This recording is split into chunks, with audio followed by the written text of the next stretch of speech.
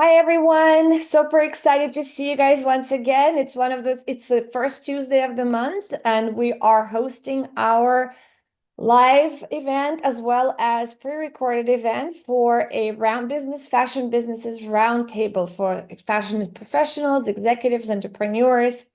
Everyone is welcome. So really excited to see you guys here today on our call. We're going to talk about a really great topic today, which the topic is building a resilience in your private label strategy. So, I would love to first start by thanking you for joining me today. We are really here to collaborate, to network. So feel free to send your comments, questions in your comments, as well as speak up if you are interested and if you are joined on our pre-recorded call. I'd love to just be able to answer any questions that you have on the topic that we're covering today. But I'd love to start off by just talking a little bit about what gives me the actual benefit of actually having a conversation with you and be able to talk about this particular topic. I'd love to start off by that my name is Yay, and that goes for my really long name, Evgenia Alexandrovna Yushkova, but you guys can simply call me Yay. And I'm a fashion business consultant, and I specialize in helping fashion brands and retailers build and scale high-performing private labels. Over the past decade, I've helped build and scaled more than $19 million private label brands for major retailers in ready-to-wear and sports licensing space. And I've also have helped dozens of emerging consumer brands to start and grow their businesses. If you're here today, the chances are you're either leading or thinking of building the private label, or at very least, maybe considering it. It's also, even if you are not in a private label space right now, these principles that we're going to talk about today would really be able to apply to any consumer goods brand. So whether you are a manufacturer under your own name or someone else's, what you're really talking about here is building the resilience, a profitable, a product, business model in fast changing, high pressured markets. If you're leading private label brand and need strengthening your margins, this would be a great topic for you to listen to today. If you're launching one of the private labels right now, or even thinking potentially that you would like to launch a private label for your retail business, this is definitely something that we will be covering today. Or you potentially, if you are really just manufacturing partner and looking to evolve with more agility and speed and control. Again, this would be a great topic for you guys, and we're really excited to uncover some of the really interesting things and tips that I'm here to share with you today. But let's be honest, the market has really shifted. Supply chains are tightened, right? Customer habits are more unpredictable. The competition is really fierce than ever before. And how do we not to really stay resilient to survive, and not only just survive, but actually thrive in this business in today's environment? We are going to talk about really how to build a resilient private label strategies that can adapt, scale, and boost your bottom line today. Really want to thinking about how do we be able to create and get ourselves to profitability, right? And be able to really optimize, and so that we can drive maximum ROI and maximum sales to our brands that we're creating. But resilience starts really with the strategy level, right? And it's not only about throwing more styles at the wall, it's really about building a system that adapts without losing a momentum. Hi, Dr. Meyer. It's really great to see you. Welcome back. So really glad that you were able to join us today. We are waiting for a few others to join in as well. We have several registrants that are still trying to join. So we're looking forward for them to join soon. But really great to have you on the call again. Thank you. I appreciate it. Thank you. Thank you. I had a meeting that ran over. So I was like, oh no, I'm late. I got to make sure I show my face. It's okay. No, Should it be. happens. It happens. We're really happy to have you here. And we are broadcasting this live. So we're getting actually a lot of great comments and feedback as well. So really good to hear everybody. Thank you for sending out your comments. Really continuing to thinking about, it's not about thriving more throughout the styles like we've mentioned, right? But really thinking about the systems and strategies so that we don't lose the momentum of the sales that are potentially started up, and then now we're trying to figure out what, the demand, whether it raises up or slows down. Too often I see brands with great potential that get stuck because they build a strategy that wasn't great or was great for one season, but it was not translating into the next season. It worked really well at the beginning, but it broke down when the demand shifted. So really thinking about what are the flexible, growth-oriented private label strategies actually look like. First of all, it really starts with assortment structure. You need a smarter mix of core styles that drive consistent volume, seasonal capsules to stay relevant, and a test to react SKUs to validate demand before scaling.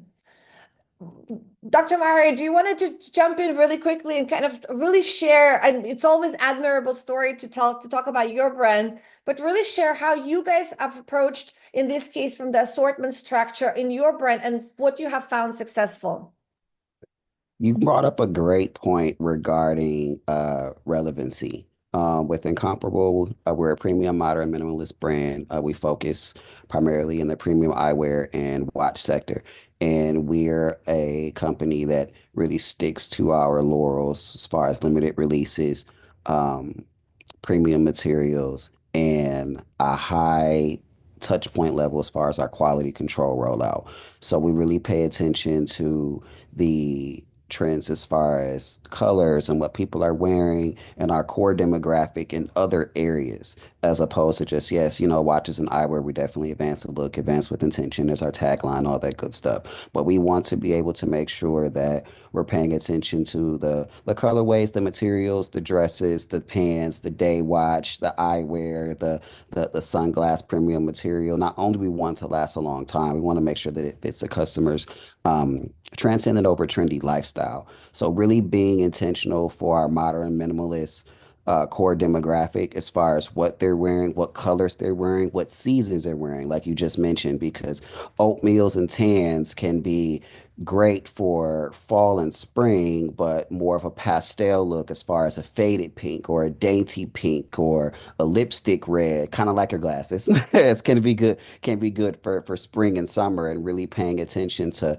what else they're wearing to really complete the look, because it not only drives home the point of getting prospective customers to being new customers within Compo, but really paying attention to what they wear as far as the brand loyal aspect. 100%. And I also just want to also mention, in which I see this throughout your brand, which you actually do specialize in a really core styles, and it's predominantly we could see a particular frame that is, across all of your categories, right? And then you always are, this is your core styles with people, and that doesn't really change much from what I'm seeing. But you do also introducing seasonal capsules from what we're seeing. And what percentage would you say do you say you are core versus what you are testing and releasing in a seasonal capsules? Probably 60, 30, 10. We do 60 core, 30 expansive, and 10 we like to call it the more so expressive testing, as far as what particular colorways will still fit, especially our modern minimalists like watches and eyewear. I'll give you two examples. With our Elevate Link Perry 42 millimeter watch, it's a Swiss movement, premium brushed rose gold. We tested different hues as far Hmm. as what will work. And Barry Perry was a Pantone color of the year, I believe in 2023, if I'm not mistaken. It's 2022 or 2023.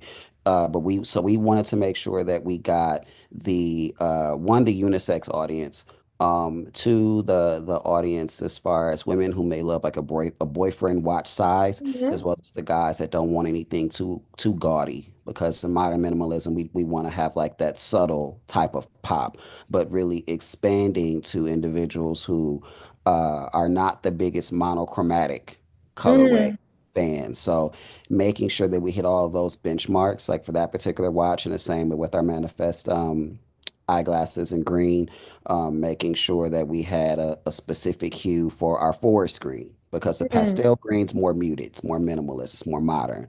But the forest green still, we still pay attention to the minimalist aspect with the green color hue, but really paying attention to people that want to have that subtle pop. So having that 60-30-10 rule as far as like the testing, seeing what works as far as wearing it out in the real world before even doing any like moving forward past a sample. Mm-hmm. That's something that really goes with our 10 plus rule. Because with that, even though it's the smallest percentage, it's really important because it really dictates the 30 and the 60 that we roll out with. 100%. This is really, thank you for a great insight. And Saloon, really welcome back to our roundtable. Really glad that you were able to join. Just really, we're talking about the building resilience and private label strategies. So, really glad that you're here. We'll be able to invite you to also put some input into our topic, but continuously really talking about what are the other things that we need to think about in order for us to stay resilient is really thinking about the real-time data loops. Resilient brands have, mechanisms in place to adapt based and on sell-through returns and customer feedbacks. Take meaningful data and collect it, be able to really understand and analyze it to see what is really happening with your product besides just, sales in returns. As an example, customer feedback is really important. Dr. Mari just also mentioned that they're doing that as well as part of their mechanism to really to generate to test of their products and see what's really happening before they are going to turn that into the core or potential seasonal product. That also means weekly reporting, not quarterly, really looking at rigorously of what's happening. And some of our brands actually even look at their reporting on a daily basis because demand shifts and things, especially when they just launched it, first 2 weeks is very critical to really look at that reporting and really understand that feedback loop so that you could be able to alter and potentially shift that product from your test into more of your core or your seasonal products so that you could be able to chase your inventory in time. And finally, really, we need to look at also aligning with your category white space, right? Really thinking about the areas where your customer is underserved and overpaying, especially when we are talking about private label. When we build private label, we don't really trying to reinvent the wheel. We don't try to be the next happening fashion brand out there, consumer brand out there. Our goal is really to be able to serve our customer needs and really understand what they are not able to get from the brands that we already carry, from a national brands, or potentially they're overpaying because it's really expensive, more product because for the branding aspect of it, and they potentially could save if it would be on a private label brand. The most resilient strategies are all iterative, right? They all are constantly changing. So nothing is really rigorous and, stays constant at all times. You're always constantly investing into new developments and figuring it out, what you'll be able to change and pivot so that you'll have a strong foundation and resilient foundation in order for you to be able to succeed. For some of the examples I'd love to give of what could be done, right? For one of the things, especially if you're starting up and you're just thinking about launching a private label brand, you are probably in the process of working through a business plan. So one of the things that we always say, hey, instead of doing a single kind of a linear business plan scenario, use the scenario planning, with at least 3 potential market scenarios. What will happen if we are in recession? What will happen if we're kind of in a neutral state? Or what will happen if we are in a growth economy? And how would that pivot your strategies for your private label? Maintain a portfolio approach to your assortment, right? Some of the things we've talked about, some SKUs should be a high margin, some should be a really traffic drivers, and few are going to be extremely like more of a moonshots, right? Which is going to be what's going to actually drive and attract the testing perspective and attract the audience for something very unique. And really, this balances the risk and rewards while keeping your flexibility. Salim, do you have anything to add into this from your perspective, what you guys are doing?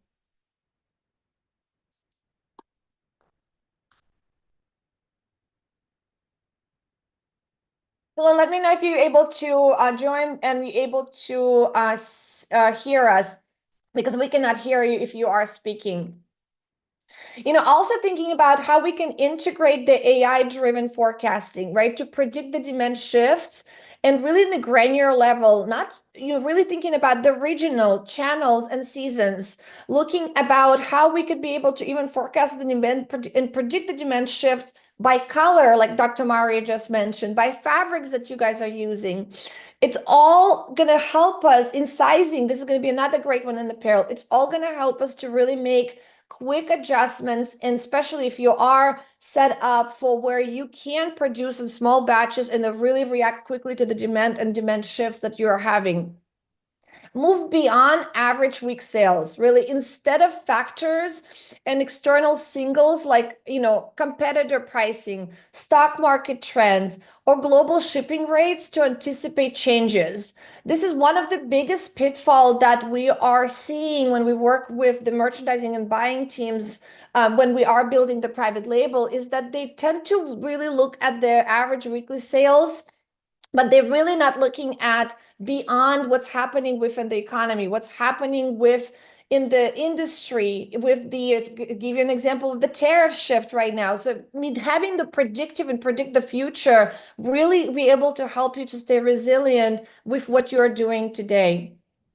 Forging partnerships with key suppliers and retailers, that can be able to co-fund or co-develop exclusive SKUs is going to be very critical for you to differentiate yourself as well as stay resilient within this market.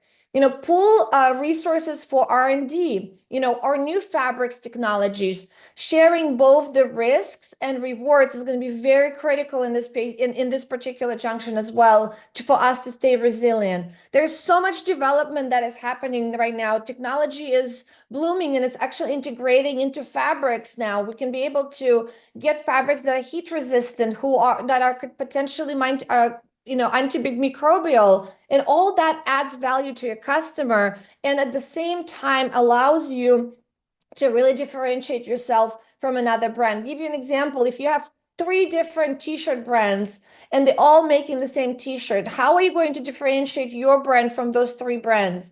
So potentially having some of the fabrications that you're using that no one else is using, this could be one way to do it. I always say you don't need to reinvent the wheel. Understand what your competitors are doing, understand their weaknesses and strengths, and do better than them. And that's what's going to help you to win, especially in the private label sector.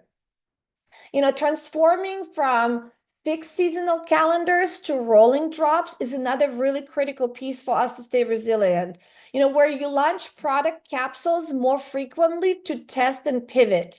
We often rely on our seasonal calendars and we do large collection drops of fall, winter, spring, summer, resort. But what the trick that we have is when we are doing that big rollover, we have a very little time to be able to pivot and be able to understand what are the winning tests are to be able to actually bring them in our main season as potentially core, or that 30% that Mario mentioned that they're reserving for the expansion of that particular core as an example. So thinking about how we can do launches of little micro collections or micro capsules on much frequent, and so that we could be able to test for the previous within the season, current season, so that we could prepare for the following season and have more reads and customer responses so that we could have less of a risk when we are ready to invest in a large bulk of inventory. This also approaches really the forecast of excitement. It also reduces the deep discounting cycles because you are now really eliminating the risk of knowing that this product already had a great response on your first release and now you're bringing it back with much more, and you're investing the inventory and you know that that product will sell. It resonates with your customer and really aligns with the real-time consumer demand. Really helps us to be able to stay relevant and be able to get the customer to really dictate what they want from us. Dr. Mario, you've really mentioned on this how you guys are doing it within your particular brand, but talk to a little bit about for me, are you guys doing the seasonal cycle calendars, or you are really more rolling product drops? We're more seasonal, and we actually adapted to that as far as things that are seasonal because with being a, premium modern minimalist brand, we don't really release a lot of things as far as, rolling dates or if it's like a specific, I guess you can say, um, time of year or whatnot. But we really focus on, yeah, fall, winter, spring, summer, restocks as far as like that's concerned. We really are cognizant as far as the timing and like you mentioned previously, paying attention to what the customers want to wear and to have in specific colorways and specific seasons because that's really important. I'll even give an example for a specific watch that constantly sells out. It's white and rose gold. It's one of our butterscotch releases for our petite collection. And this particular watch is a uptick of demand spring summer because of the colorway of white and rose gold. We have another one. It's called Advanced Crown 36 millimeter unisex, but it's black and rose gold. So it's more of a demand fall, winter, hint of spring, just because of that difference in colorway of white to black and the difference of sizes, 34 millimeter, 36 millimeter. The material is really important as well because ceramic, smaller watches for women are definitely more popular in what we call the brunch season months Mhm. with Yeah. incomparable. So really, really paying attention again to what you said as far as reducing that risk of releasing something at the wrong time or reducing the failure risk of launching something that the customers might not be ready for as of yet, or they want to have a different colorway or a different style or a different product itself. So we really like to pay attention and gather that feedback because that's really important for us too. 100%. And if you are really in apparel brand kind of business, that really helps you to be able to do a little bit more of rigorous rollouts because again, you're shortening the time of actual development. You can do a lot of on-demand rollouts, right? So you could be able to either print on demand or produce on demand so that yes, you're going to make less margin. It's really not about the profitability at that stage when we're testing. It's really about understanding the response of your customers so that you can then bring that product into your bulk production and make your margins up so that you could be able to have minimizing the risk though of having the inventory that you potentially might not sell through. Can I add one more thing? Just Yeah, one more thing. please. You mentioned a great point with underserved and overpaying. Hey, right? So meeting that particular pain point, especially with being a premium brand that doesn't necessarily release product like you said, like on a rolling Mhm. calendar. Because if they tend to see you too much, especially in like eyewear and watch space, particular price points on the other stuff, it tends to kind of dilute your brand. And you mentioned a point alluding to that earlier as well. So you want to have that specific balance of, like you said, meeting that particular pain point, whether it's style, look, a specific look, going to a specific place, catering to a specific demographic that lives at a specific place as well. Because you notice, what we've noticed over time, when we stop doing like our rolling releases, people on different parts of in the US, which is our strongest market, they tend to gravitate towards different eyewear colorways and watches colorways at specific times of year, and that goes with specific materials as well. They're going to wear more mesh spring, Mhm. summer. It's breathable, all that stuff Mhm. too. So we like to pay attention to that. So I just want to make sure I added that. No, thank you very much. This is really great, valuable input.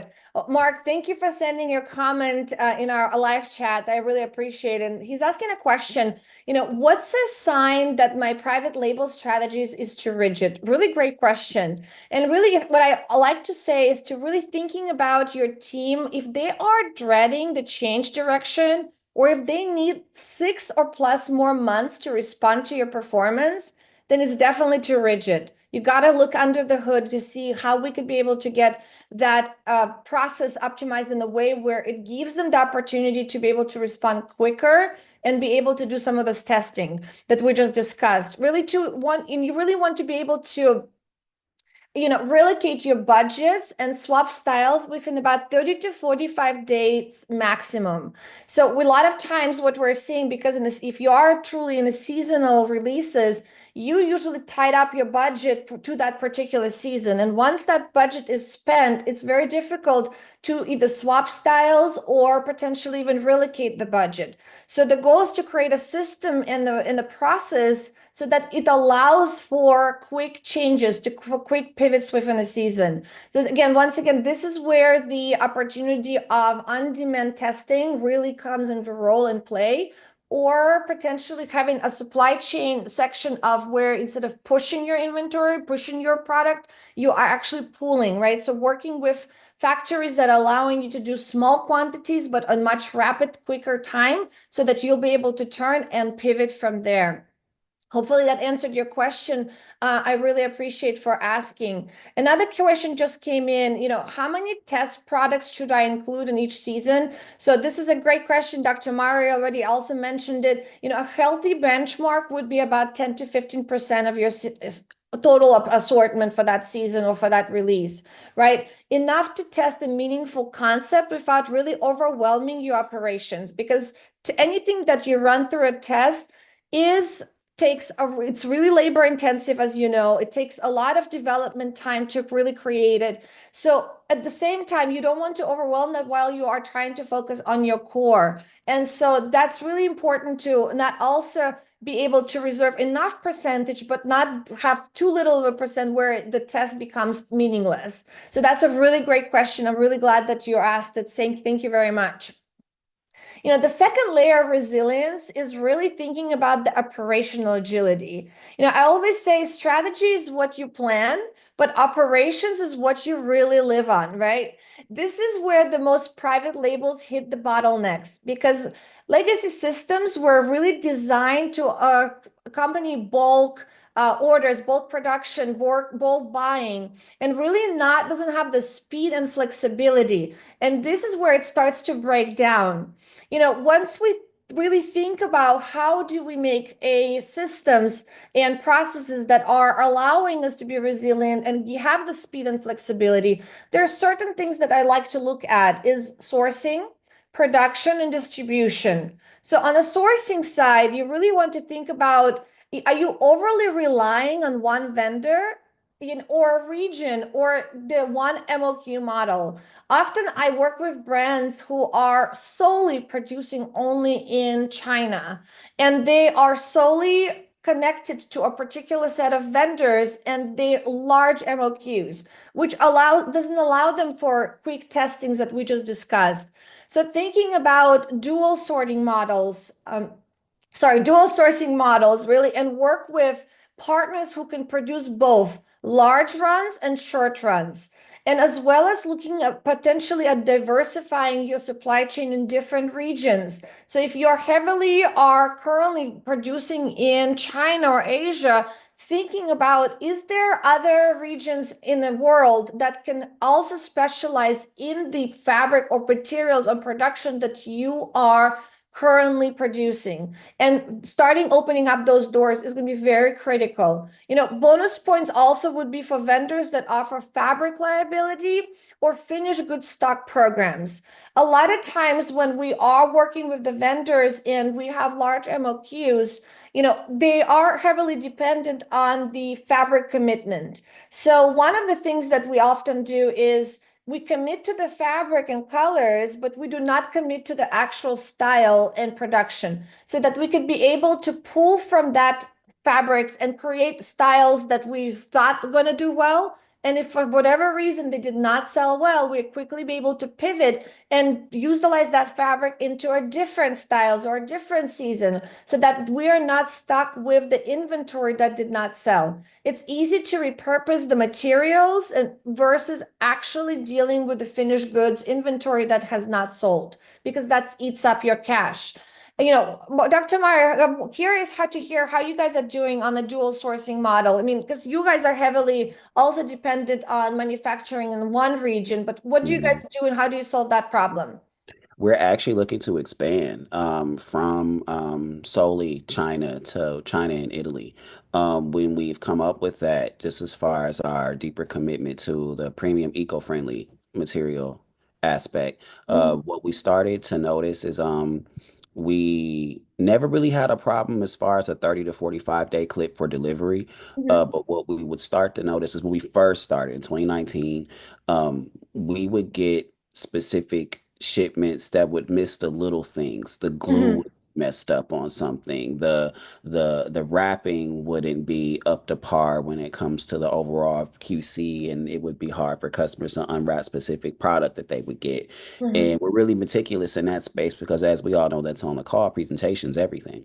So we started to outsource and really have a point structure, really just checking one certifications for eco-friendly materials, premium materials, getting specific samples, how quick can the samples come, and really holding ourselves accountable for having multiple manufacturers, building those relationships with them, making sure that there's no or limited language barrier.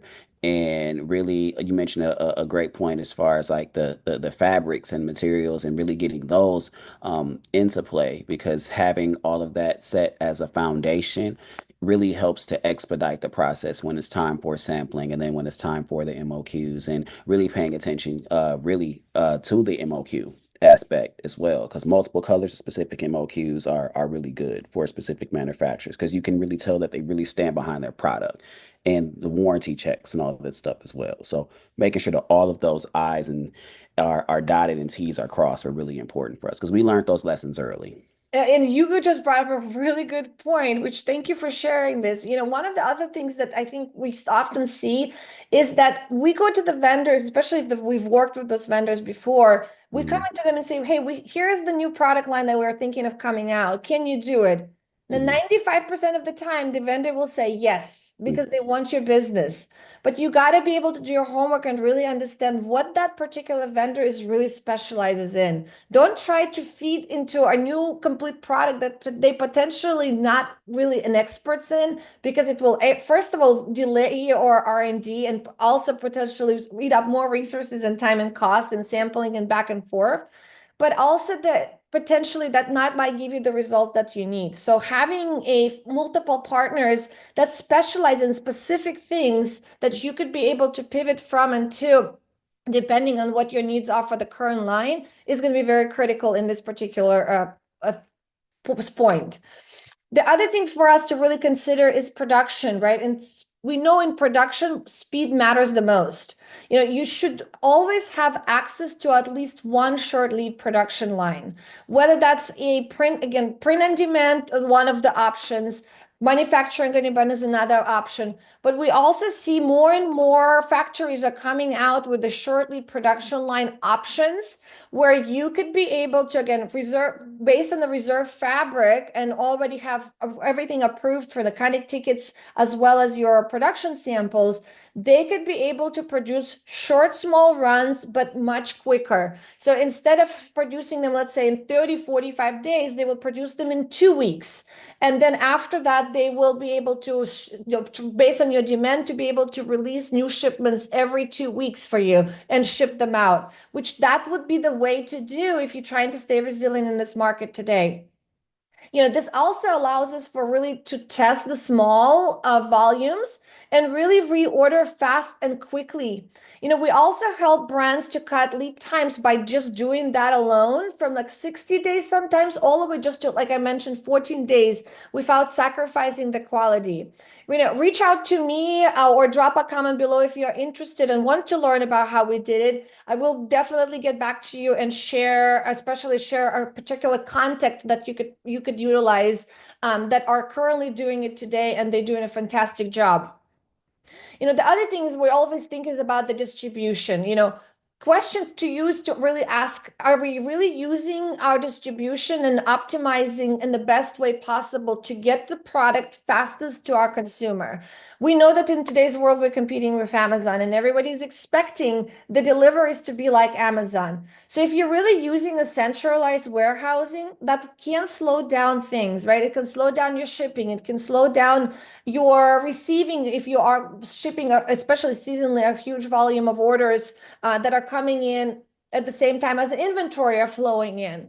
So thinking about maybe shifting or diversifying in addition to your central warehousing that potentially takes care of your core product is to think that using a regional 3PLs that can bring you closer to the customer, especially during the testing phase for those testing styles or seasonal styles that are turning quickly. Resilience really will mean us to be thinking about how we can be closer to our customer, how we can replenish quickly, and how we can also be able to reroute and relocate, depending on where the inventory has depleted quicker, in which warehouse at 3PL. So are you able to transfer inventory potentially from your central warehouse to some of those 3PLs? Dr. Meyer, I'm curious to know how do you guys do your distribution and be able to deliver in a quick manner the product to your customer?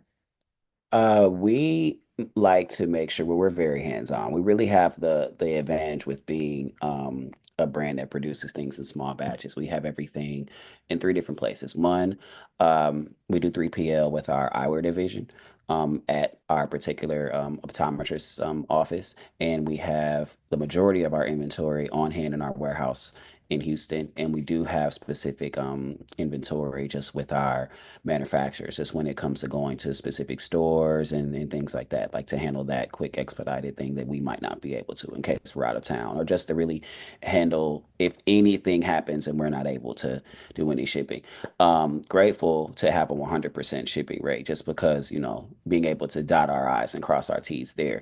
But we really like to have into our wheelhouse like that buffer in case anything is sold out and we're doing a restock. We know it might be about 30 to 35 days just with specific shipping. We might pay extra for the cost, but just in case, we'll have a buffer for customers to be able to have a pre-sale. And we have a specific rollout where our VIPs get early access. So we know that we already have it in stock. So they'll get early access, and then we'll do a campaign build, email, SMS, and then it goes out to the general public. So we like to make sure we have all those I's, and again, the I's dotted and the T's crossed, just to ensure that, and having that open communication, one specifically with our eyewear division and manufacturers, how many they'll have on pretty much on deck for the MOQs with different colorways, with different things as far as seeing what our like our B2B aspect, what does that look like? How many eyewear, well, how many pairs of eyewear will they need? How many watches will they need in store for to hand that, off to specific 3PLs with our eyewear division and our manufacturers, like I said, in case we don't have any in stock on hand.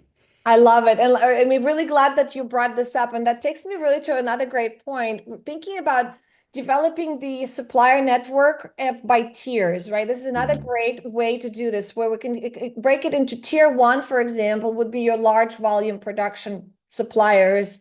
Tier two would be your specialized capabilities, which could be the like premium materials that Dr. Mario mentioned. And tier three could be your for small batches and rapid responses orders. So really considering that in thinking about your supplier network within those tiers and having your development team, a design team to really, and sourcing team to have the access to those vendors in those particular tiers, and depending on what type of product, whether we're doing core, which will definitely mostly go to the large volume production guys, whether we're doing the seasonal pieces that we're adding on, we could be potential the specialized capabilities, or whether you're doing those testings, which all of those testings should really go through the small batch and rapid response order production process. We're also considering nearshoring. Dr. Meyer just mentioned that they're utilizing a series of local optometrists. Same thing could be done with our products, whether we're doing the apparel, whether we're doing any type of other consumer goods. Nearshoring production really can help you, or potentially partially, onshoring, so that you could be able to have timely matter delivery of your SKUs. Yes, it's more expensive. We all know, especially anything that's close to the United States, especially if you are producing in the United States, it will be more expensive.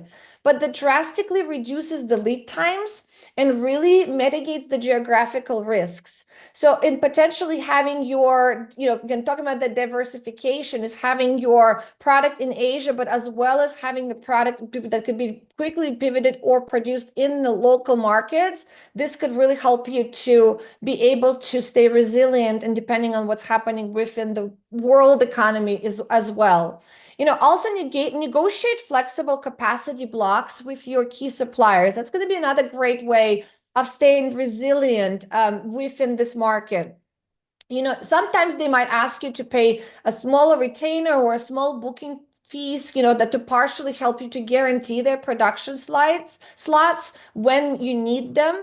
But that sometimes really gives you a leverage to be able to respond to the demand quick and be able to interject your production or potentially, chase of the production in the times when they are not allocated or held the specific production time slot for you, because that also what usually causes the delays. If you're coming in with the order, but their pipeline is already full, and they might not be able to produce it as quickly as you actually need. So having those strategic conversations are potentially could be a good way for us to consider. Also, really thinking about exploring the performance-based payment terms, where you can allocate, where you do bonuses for early completion or penalties if they're late. Vendors really like that idea of, if they can get a bonus of, if they did ship or completed earlier than what they anticipated, if that works with your business model, that also could be able to be a great trigger for them to stay on time and actually do the best that they can to get your product out as quick as possible. Really, this aligns with the incentives and fosters the proactive vendor relationships. Thinking about, how you can enhance those vendor relationships is very critical. We often say creating a vendor scorecards is also another great way of communicating to the vendor how they're performing among all other vendors within your supply chain, and really helps to sometimes fine-tune and eliminate some of the delays or some of the potential issues within quality and or the way that they're communicating with your team back and forth. Thinking about, if you have not done this yet and you are, at least if you're 10 million and above, you definitely should be having the system is implementing the PLM, right? The product life cycle management system that really links your design, sourcing, production, and logistics in real time.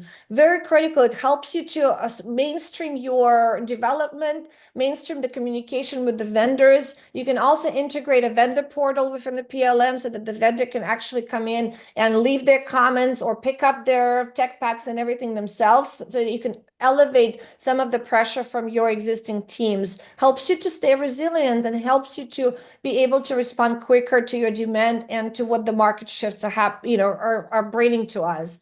Integrating it with the ERP system would be very critical. And really that helps us to see how the vendor really performs in terms of their lead times, in terms of their quality reports. It also gives us a real-time visibility to help us to reroute resources quickly. And as I mentioned earlier, thinking about partnering with logistic players that can handle micro-fulfillment centers in strategic regions will help you cut down on your delivery times drastically and reduce your last mile costs. And really thinking about on-demand production, really, it's really no longer a niche offering, what we used to see, oh yes, this is only like a small brands would do it. It's kind of niche. It's actually now adopted across large retailers, large private label brands, as well as national brands, because it really gives you to ability to really identify your best-selling SKUs quickly and be able to react and then transfer to your bulk production with minimizing the risks of inventory and overstocking your inventory levels, which then again, it ties up your cash flow. And that's really difficult for us to be able to overcome, one of the biggest challenges that brands are trying to overcome. Great question that just came in. Thank you so much for sending everyone the questions. If I did not answer your question on this call, I will get back to you, and I promise I will answer every question that has come in. But one of the greatest questions that I'm picking out right now that I think this be really beneficial to everyone to hear is, what's the biggest challenge in integrating multiple tiers of suppliers? And that's a great question. And really, it's to ensuring consistent quality and compliance across different factories. A robust vendor management system will really help you in this case. And also, standardized audits and performance matrix are going to be critical in this particular case. And as well as having your standardized fits, standardized vendor manuals that will specifically outline exactly how the product has to be packaged, the product has to be delivered, what images has to be shared with your buying team as an example for it to be able to go online quickly and so forth. So having really going back to your thinking about how everything is standardized on your end before you start into diversifying your suppliers would be a critical step to ensuring that this system and this strategy would work.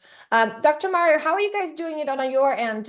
Since you are planning to work with now multiple vendors from different regions, how do you communicate your standards? Do you guys have a vendor manual, or how do you guys do it? Yeah, we definitely have a vendor manual, and it's particular touch points within the vendor manual. We have different sections regarding our key COGS, which is the eco-friendly production, the certifications. What does that look like? Ensuring we're really holding them accountable as far as the delivery times. You mentioned a great point regarding reducing, the shipping costs. What Mhm. does that look like? Like how does that look as far as shipping air, freight? Can that be split if needed? And how does that work with as far as specific weight in the product? How is everything placed together as far as the shipping down to the styrofoam? And that's really important because we've gotten shipments in the past where the boxes were dinged and the product was messed up, and then that lowers, our whole inventory count, or at worst it delays a launch. So we like to make sure that we have a sound system, both visually down to eliminating any particular language problems, down to everything QC related to our touch point system, when building that relationship. Before we even get to like the catalogs, to the actual materials, to what we need and whatnot, like we want to make sure that that's a key fit, because with being a growing business, having multiple manufacturers are really important, but making sure we don't spread ourselves too thin. And like you talked about previously, having 20 to 25, different ones when you don't really need it at that particular time, is really important for us, because it keeps, like you said previously, it keeps everything efficient and it keeps everything free flowing. But sometimes you don't really learn until you make a mistake. So that's something that we really like to hold ourselves accountable to too. 100%. Thank you for it. And this totally makes sense, and I really appreciate your valuable feedback. Megan, thank you for asking this really good question. We are hesitant about nearshoring due to the high labor costs. How do we justify the ROI? Well, number one, you want to calculate the total landed cost that you are utilizing right now from each sourcing option, right? Factoring in a speed to market gains, reducing your markdown risks, right? As well as potentially brand halo from the really understanding how you be able to get the product quick into your customer, and then what kind of quality would that be if you are producing it near shoring versus bringing it from, for example, Asia as an example, right? Often near shoring really can outperform purely offshoring models when you account for these variables.